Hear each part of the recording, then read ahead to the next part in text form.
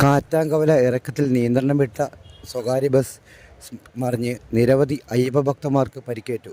ഇന്ന് ഉച്ചയ്ക്ക് 3 മണിയോടെയാണ് അപകടം നടന്നത്. ശബരിമല ദർശനം കഴിഞ്ഞ് മടങ്ങിവരുന്ന അയ്യപ്പ സംഘം സഞ്ചരിച്ച വാഹനമാണ് അപകടത്തിൽപ്പെട്ടത്. സ്ഥിരമായി അപകടം നടക്കുന്ന മലയോര ഹൈവേയിലെ കാറ്റാങ്കവലയിലാണ് നിയന്ത്രണം വിട്ട ടൂറിസ്റ്റ് ബസ് സ്വകാര്യ വ്യക്തിയുടെ പറമ്പിലേക്ക് മറിഞ്ഞത്.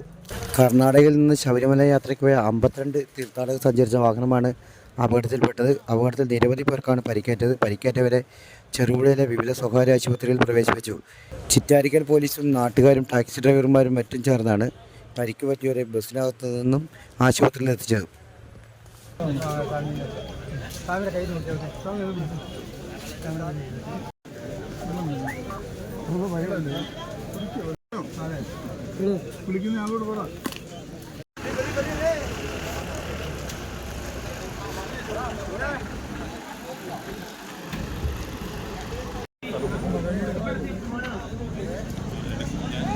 വണ്ടി ഇറങ്ങി